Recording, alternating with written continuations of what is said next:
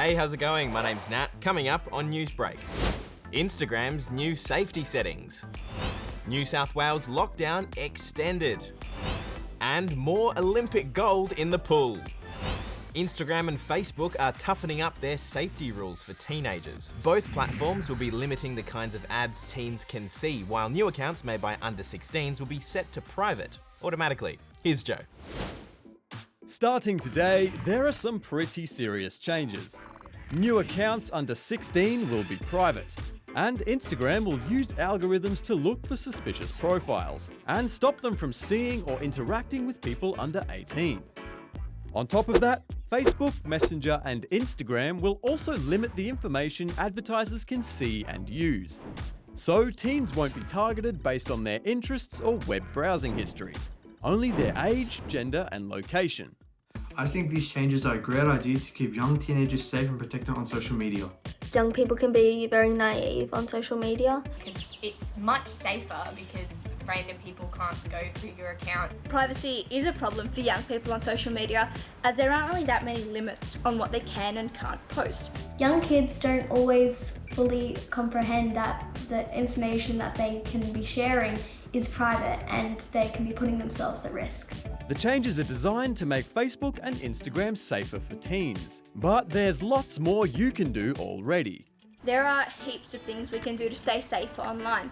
First of all, never click any link from someone that you don't know. And make sure your profile doesn't have any personal information like date of births, addresses, surnames, where you're from, anything like that. Another way to keep safe is to keep location services on your phone off. And only post photos that you would want your grandma seeing. If you're in New South Wales and in lockdown, you're gonna have to stay home for another 4 weeks.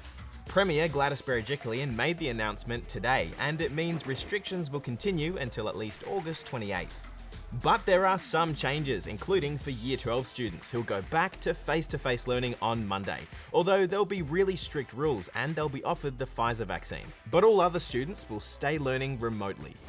19-year-old Zara Rutherford's about to take off on a huge journey. She's set to become the youngest woman to fly around the world solo. Here's Amal. They say when it comes to dreams, the sky is the limit. And that couldn't be more true for 19-year-old Zara. You see, Zara hopes to become the youngest woman to fly around the world solo. I've been flying since I was born, with my dad, with my mum. Since I was 14, I started training formally, got my license, and now I'm here. But growing up, Zara didn't see that many female pilots, and she wasn't happy about it. Commercial pilots, 5% are women, which is, ridiculously small. So, yeah, my goal is to bring the records closer. The youngest male to fly around the world was 18, but the youngest female was 30. But that could all begin to change on the 11th of August when the big flight kicks off. The flight will span over 5 continents and 52 countries. And if that sounds full on to you, well, you're not the only one. Obviously mixed feelings. When she first told me about it, my heart skipped a beat. And now I'm so proud and fully behind her. So, with Mum's approval, all that's left is to take to the sky and make history. And that's really the goal, is to have someone they can say, oh my God, there's a girl flying, I'd like to do that too, you know.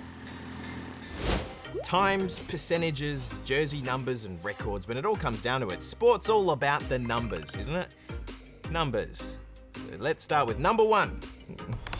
18-year-old Charlie Rowbottom has just been selected with the top pick in the AFLW draft. The midfielder was selected by the Gold Coast Suns, and she was pretty happy about it.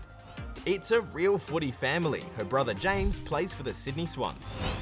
2. That's how many gold medals Aussie swimmer Ariane Titmus has now won at the Tokyo Olympics. She took out the 200-metre freestyle final in an Olympic record time of 1 minute 53.5 seconds. She also claimed gold in the 400-metre freestyle on Monday.